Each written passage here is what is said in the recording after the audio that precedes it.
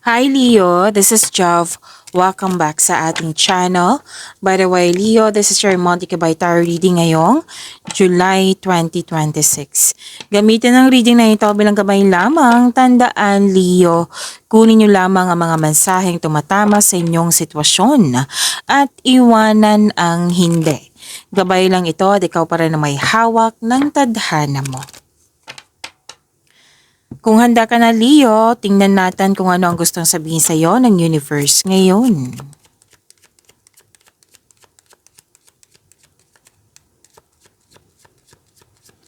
Mga parating pa para kay Leo ngayong July 2026.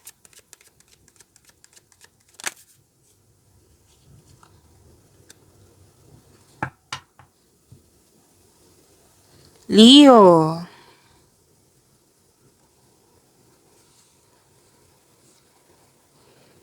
Okay, may mahalagang desisyon. I think about to sa passion mo. Yes, gagawa ka ng mahalagang desisyon. Remember, makagawa ka ng best decision, best choice kung ikaw ay magkakaroon ng konkretong plano. Para magiging confident ka. Okay, makapag-increase din to ng confidence.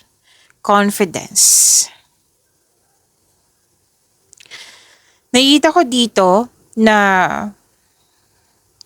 maging maingat kasi may nakita ko ditong parang na-provoke ka. Nasaktan ka, nagalit at nagkaroon ng argument. So sinabi ng yung card dito na sana'y maiwasan ito. Kung sa tingin mo hindi magandang energy niya, umiwas ka muna. Okay? Pag kalmado na dyan, mag-usap na kayo. Kung may nasabi o may nagawa, okay? Pag-usapan nyo na mabuti, nang malinaw. Nang malinaw. Kung hindi pa handa, kung hindi ka pa handa, kung hindi pa siya handa, wag muna. Kasi nakikita ko talagang init ng ulo dito.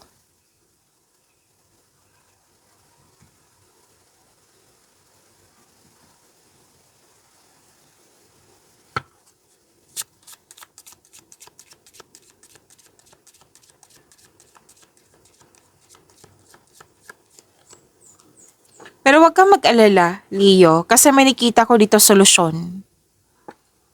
Solusyon sa inyong problema, sagot sa inyong mga katanungan. Magiging maayos din ang lahat. Pwede nagkaroon ka ng time for reflection at nagkaroon ng clarity. So ngayon, magkakaroon ng solusyon. Magiging maayos na. May sagot na sa inyong mga katanungan. May confirmation may conclusion na. May nakita din ako dito ang gumagawa ng code or password. Ay wow, may opportunities ha. I-claim niyo po itong opportunities na ito.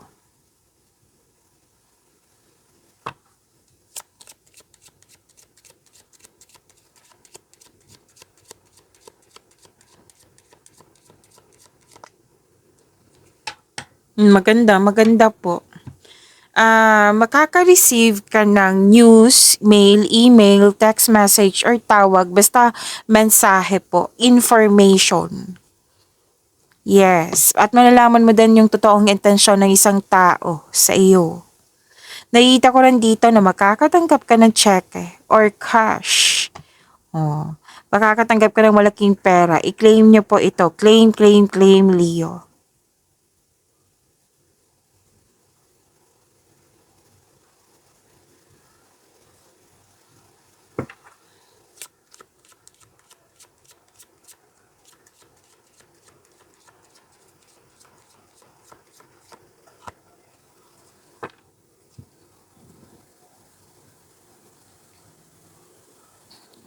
May nakita ko ditong signing of contract or di kaya deal, commitment, promises, agreement. Nagkasundo ang dalawang tao. Pwede ikaw to sa isang tao or na-witness mo yung dalawang tao.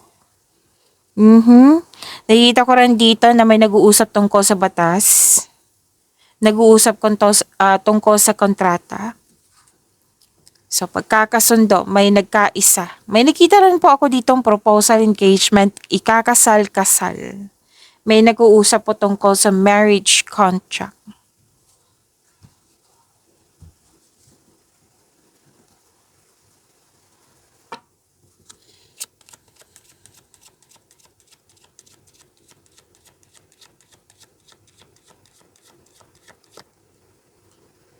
At love is blooming. Dalawang card po mismo nagsabi dito. Nagkaroon ka ng time sa iyong sarili, which is very good. You love yourself more, nagkaroon ng ligawan, attraction, affection, romance. Pwedeng dalawang card po kasi mismo nagsabi dito na bagong kasal nga, bagong pasok sa relasyon. Nagkasundo, nagkaunawaan, nagkaayos. Okay, so this is about love and that this is all about emotions.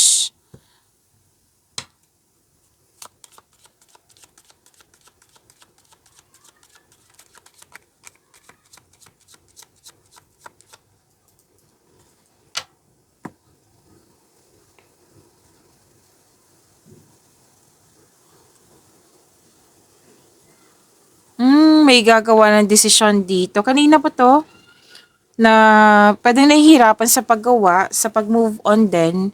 Kasi mukhang may sacrifice dito or pwede din pinapahirapan mo yung sarili mo.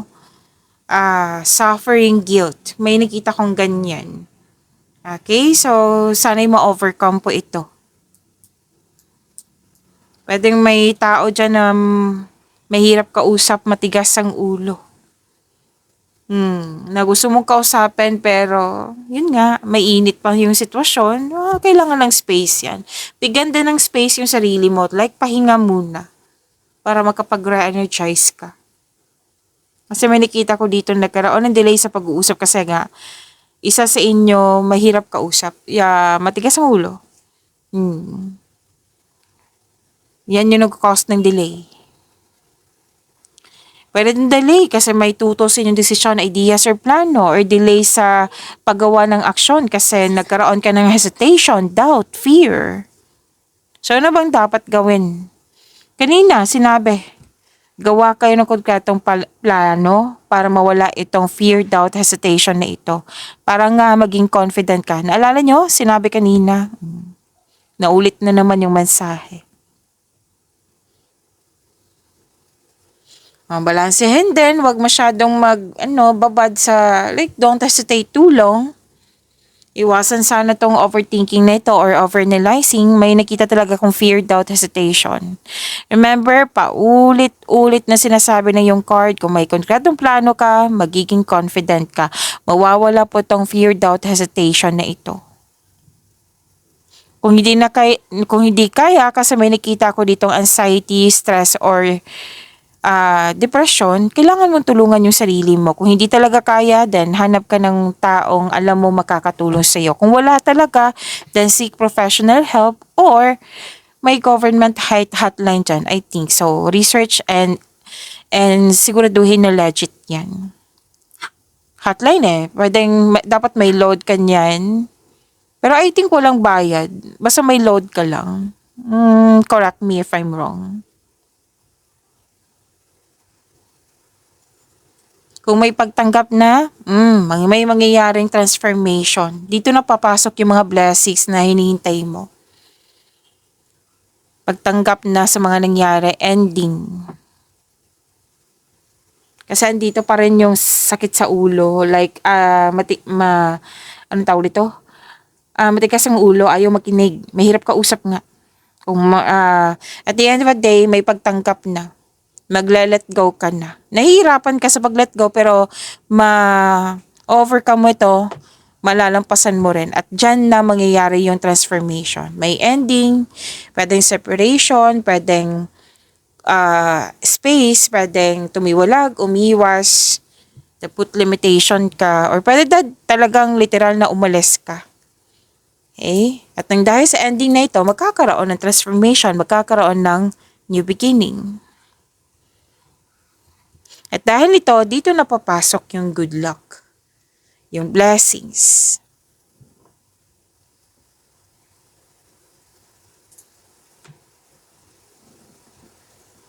Magkakaroon ng success, darating na yung naka-destiny sa iyo, itinadhana sa iyo, kapalaran mo, rewards, good luck, good karma, windfall po ito happiness, good luck, positive opportunities, things going your way, see?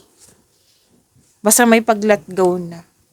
Dito na talaga papasok. Actually, may parating na malaking pera na dalawang card mismo nagsabi ito.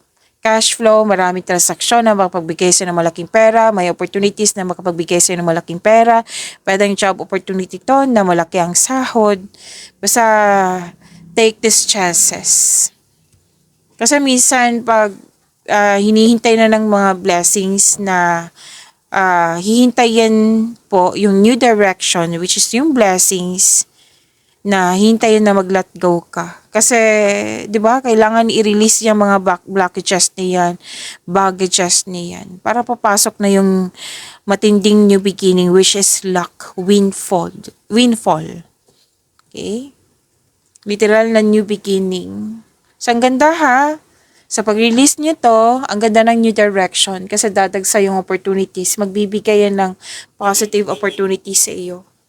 Ilang beses lumabas dito yung mga opportunities which is positive. Kaunlaran to.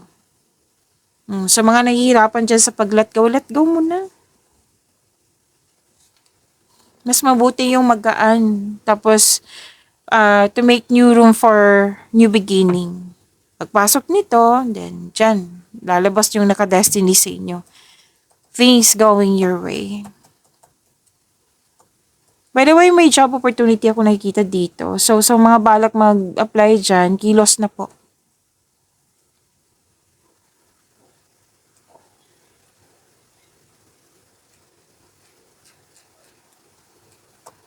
At sabi din dito na may humihingi ng atensyon sa iyo. Pwedeng bata or inner child mo. Kailangan pong bigyan ng atensyon. Okay?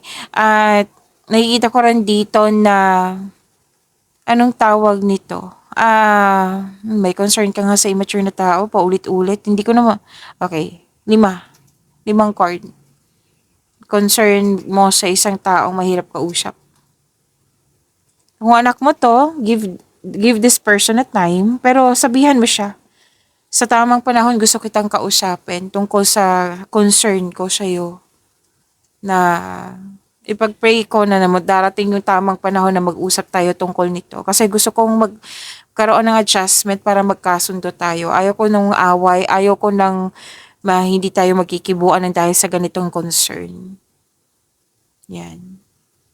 Para maisip niya, hindi siya galit. Like, pinaalala lang niya sa akin. Like, magkakaroon siya ng, kasi kung sasabihin mo to ng itong taong ito na kalmado ka, magiging kalmado din, kalmado siya. So, ano yung dapat, anong ibig sabihin sa mga sinasabi niya? So, kausapin niya sa tamang right time.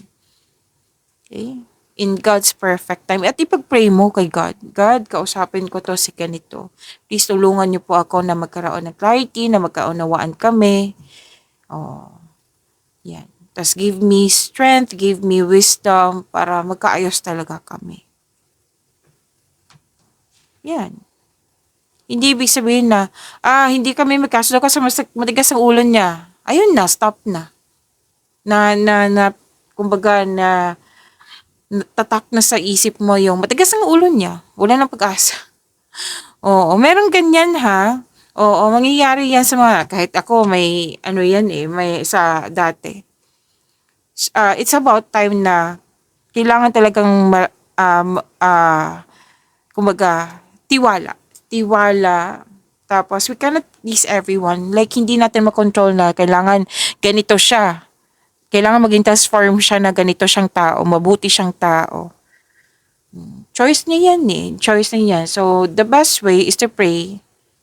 And syempre, pag it's about time na papasok yan sa'yo na it's about time na kausapin mo na siya. So, pagkakataon, give time. Huwag pilitin kasi baka hindi pa kayo kilala or bata pa siya, ganyan na siya, di ba? Hindi mo mapilit yung taong ganyan. There's a power of prayer. Have faith. Palakasin mo yung faith mo, Leo.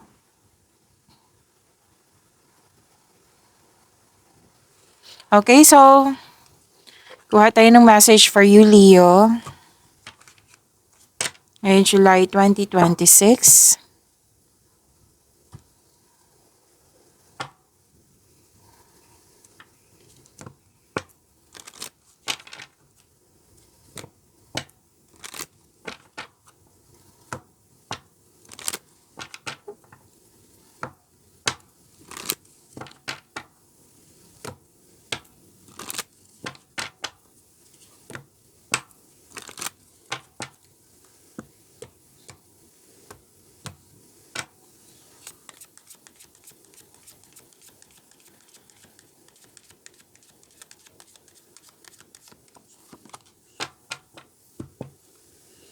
Work through your fears. New Moon in Scorpio.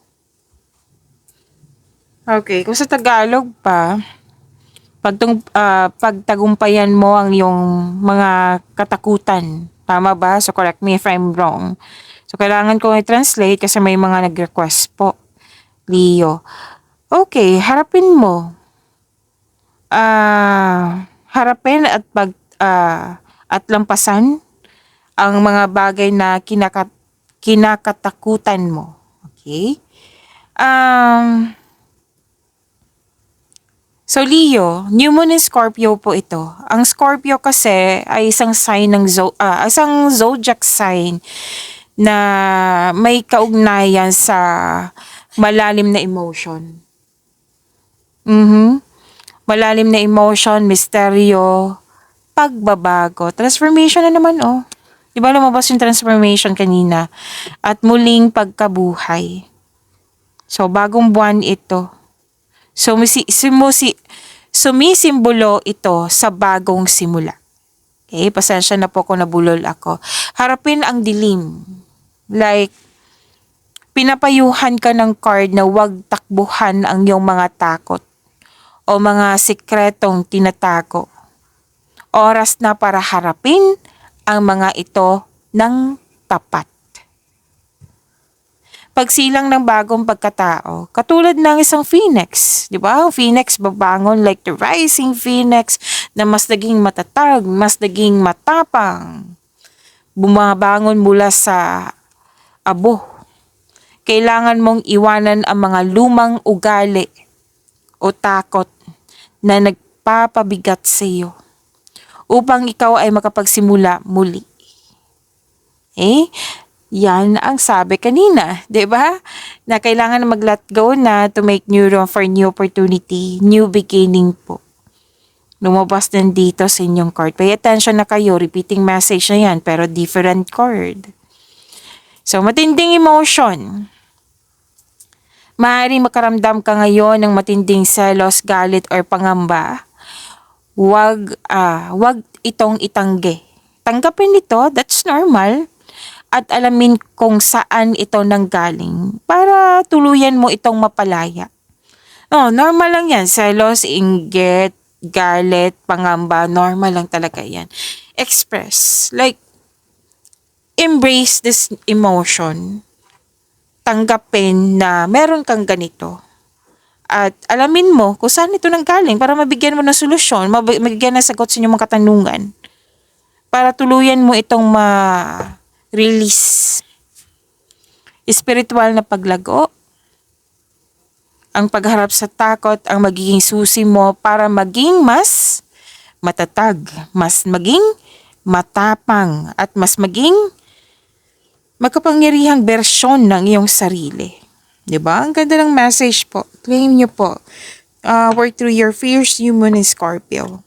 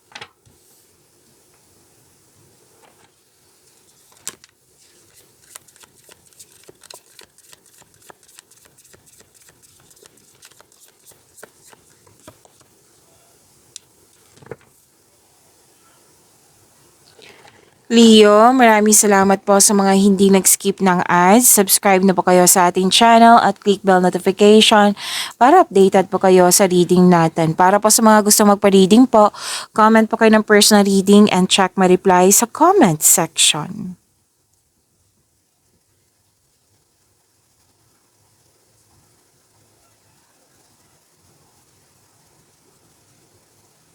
Okay, energy. Leo, may celebration, togetherness, special event meeting, ay wow, may gantimpala kang matatanggap, maaring mana ito, or promotion, or recognition. So, bakasyon ang nakikita ko dito. I think lumabas to sa inyong second half. Correct me if I'm wrong, Leo. May nakita kong may planong magbakasyon or nagbakasyon na. Pwede din nakasal ito, monthsary, anniversary, or pagtatapos sa mga ginagawa nyo. Yes, masaya. Nakikita ko yung pagtipon-tipon, masaya. May nag-decide din dito na magkarelasyon na magsama na sa isang bubong. So, engagement, kasal, honeymoon, kung ano man itong celebration na ito, pwede din natapos yung mga gawain nyo. Okay? At ang ilan sa inyo, sa mga single dyan, handa na kayong pumasok sa relasyon.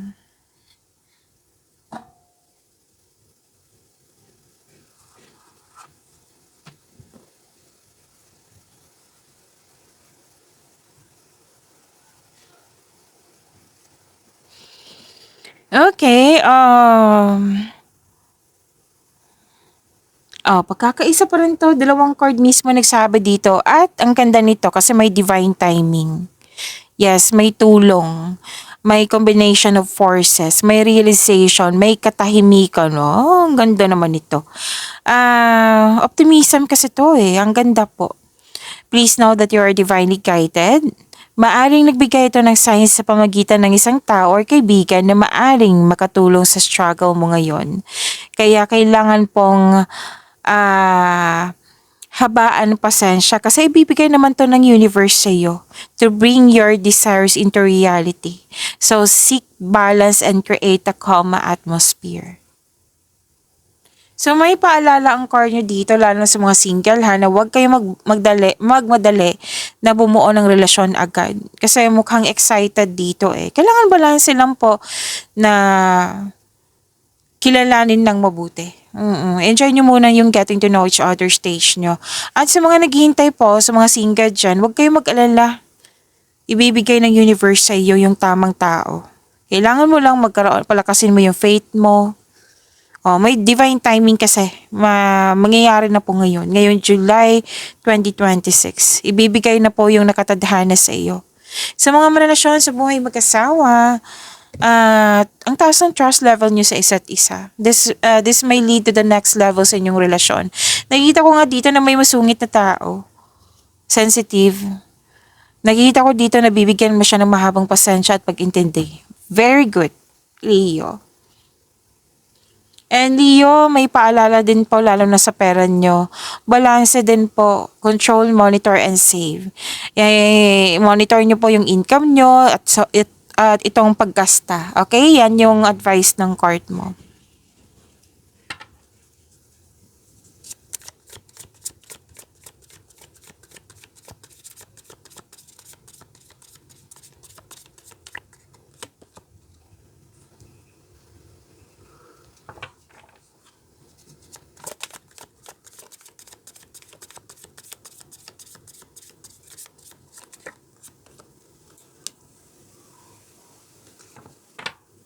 Career and money, Leo, ngayong July 2026. Ay, wow.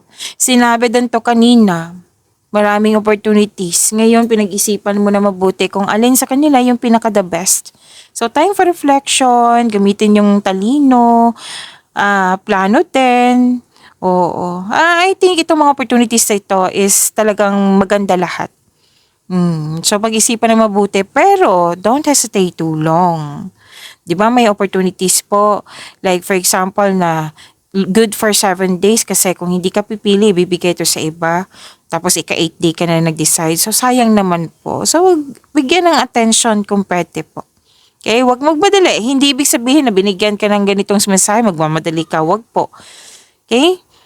At nakikita ko dito marami kang big ideas, inspired kayo ngayon, may plano kang magdagdag investment para magkaroon ng financial growth. Kumbaga mas lumawak yung pangarap mo sa buhay. Gusto mo ng dagdag kita. Okay? So, nakikita ko dito sa dalawang card na ito, hard work. Kasi gusto mo magkaroon ng level up, growth, promotion sa inyong mga ginagawa. Malalim din ang iniisip mo. Kasi may mga desire dito sa buhay naggumagawa ka ng plano.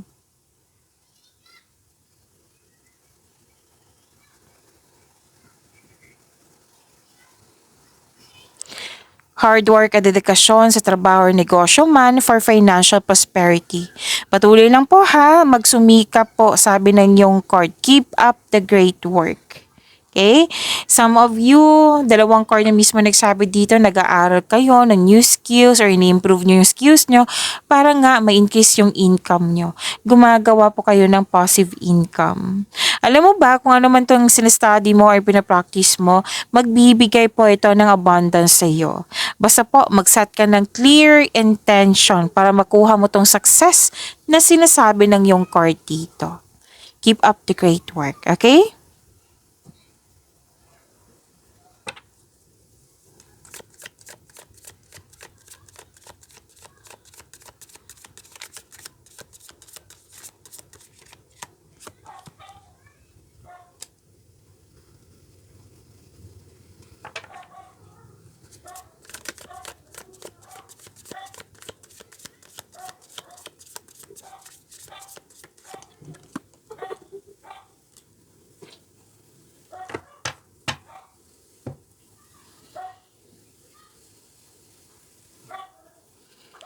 Okay, Leo. Leo, kung may, gusto nyo bang ma-prompt kayo, like ma-notify kayo?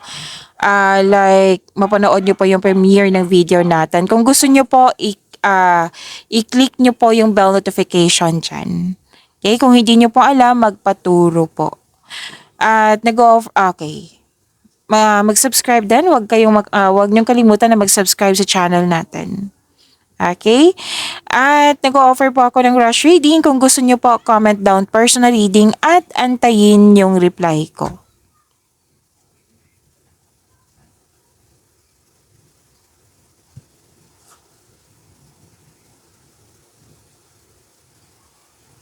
Okay. Love and romance. Malakas ang energy dito ng isang single parent. Pwedeng babae. Okay? May lalaki, oo, pero most of you babae. Pwedeng ikaw to, pwedeng siya. Malakang kanyang influence po. Tapos nakikita ko rin dito na may mahalagang desisyon at nanindigan kayo. Single ka man, marelasyon sa buhay mag-asawa.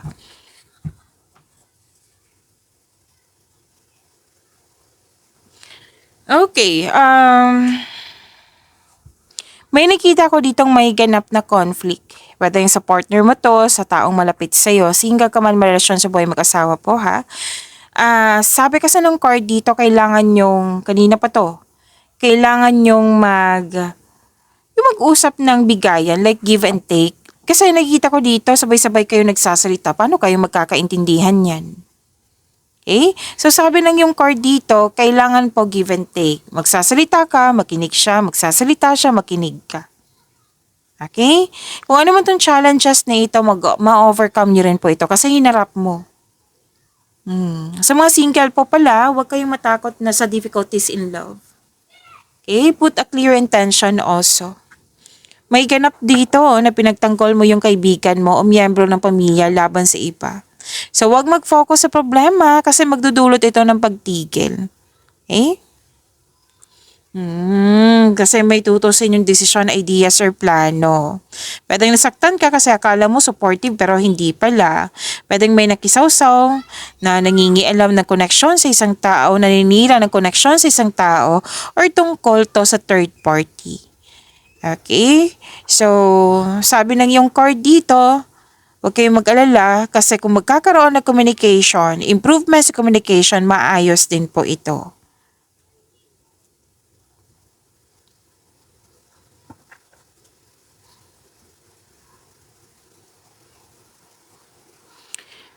Dalawang card kasi nagsabi dito.